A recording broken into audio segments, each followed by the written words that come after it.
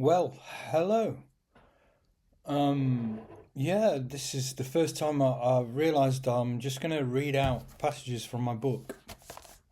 Totally impromptu, no mucking about with microphones, Bluetooth, USB, whatever, or any flashy camera setups. This is me sat at my desk, and I'm going to just open this at random. This is my book, came out exactly a year ago, so we're kind of, in a way, celebrating. Yay!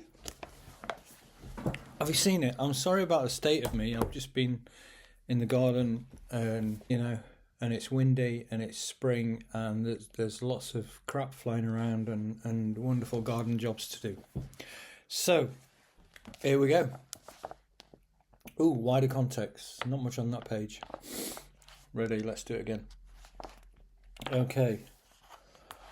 Well, an introduction to mindfulness. Here we go. Modern mindfulness-based programs are based on the Buddhist tradition of mindfulness and meditation and adjusted to mental health care based on the Western science of psychology.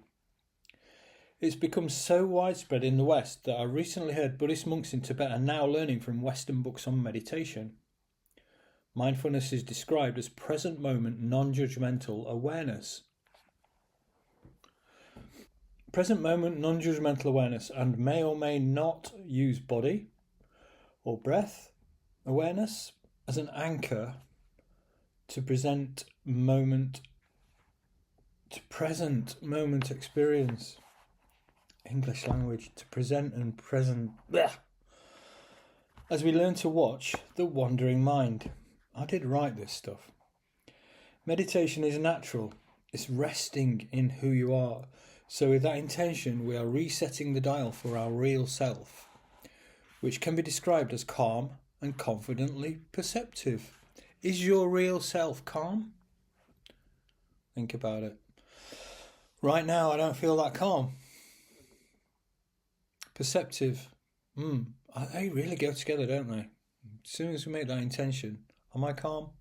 Am I perceptive? It feels like that's the default, although I'm rarely there. Mindfulness is a process, a practice to live by, so it might be difficult and feel like it's not working at first, but it is. And there's an interesting thing to talk about. You can see it as a practice where the more you do it, the better you get. If you can persist, the results may be subtle at first, perhaps with the occasional glimpses of deeper clarity or satisfaction.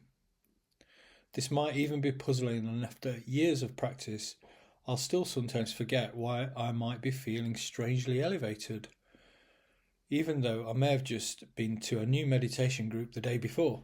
For example, in brackets, this really just happened.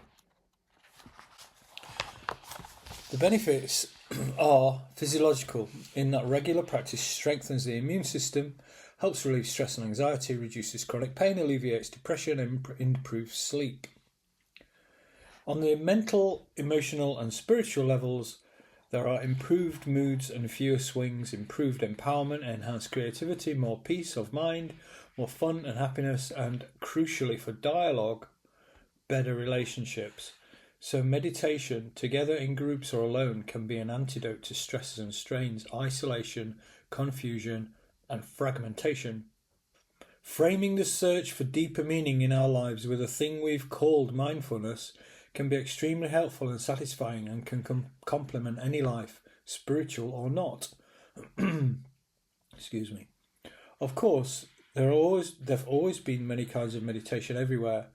It's just that in the modern age, especially in the West, we appear to have lost our spiritual communal roots to instead focus on information accumulation, positive knowledge,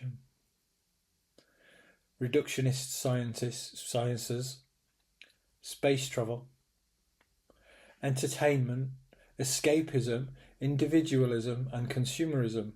Let me say that again.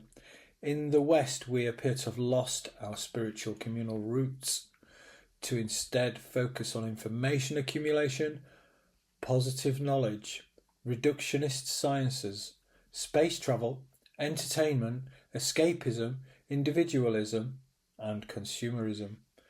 If that sounds bleak or exaggerated, take a moment to think about the modern cities we live in.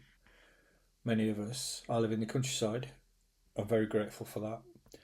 Much of the negative impacts upon autistic people is because of the fast-paced, desensitized modern environments and the hegemony of the predominant neurotype. It seems like there's a problem with real communication. Well, that was me trying to fit quite a lot into about a page of writing. And what that brings up for me right now is quite a lot, because I'm writing the next book for Routledge on that very subject. It's going to be called Radical Autistic Awareness. Strengths-focused mindfulness strategies for autistic people, along those lines.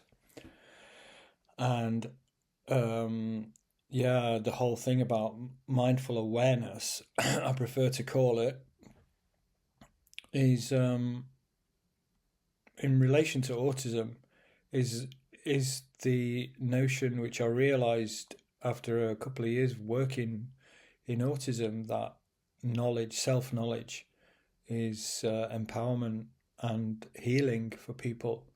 So my encouragement is to increase your self-awareness however you can. If you're autistic, then that means learning about autism from reliable sources. And if I can grab a couple right here, apart from my book, of course, these two I would highly recommend, by my old tutor, my ex-tutor, not old, he's not that old, Luke, at Sheffield Hallam, on the MA Autism. Two fabulous books. Highly recommend. Learn about yourself from these powerful, very powerful self-knowledge and empowering and healing.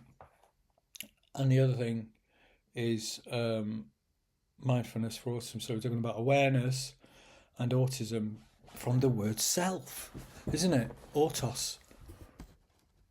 I don't know why I'm speaking in this funny tone, but I'm a little bit excited because it's quite spontaneous. Autism is from the word self. Autism is from the root of the word self, autos, automatic, all those derivatives, aut. And so when it comes down to it, what mindfulness for autism really means, and it's not a cure for an ill, is it, at all? It's me using the terminology of Western society for self-awareness. And that's what really interests me, because it's what drove me to seek out a diagnosis of autism in the first place. I couldn't get self-aware, and I thought it was me. So I went to the NHS and asked them what the heck is up with my head, because I was getting confused, and I've got some interesting quirks, autistic traits, you might say. And they told me I was autistic. I met the criteria. I don't like to use the word diagnosis, because I don't think they ever said that here's your diagnosis. When I got a letter, it just said you met the criteria for Asperger's syndrome, it was known at that time, and ADHD. Yeah, well, that's all another story.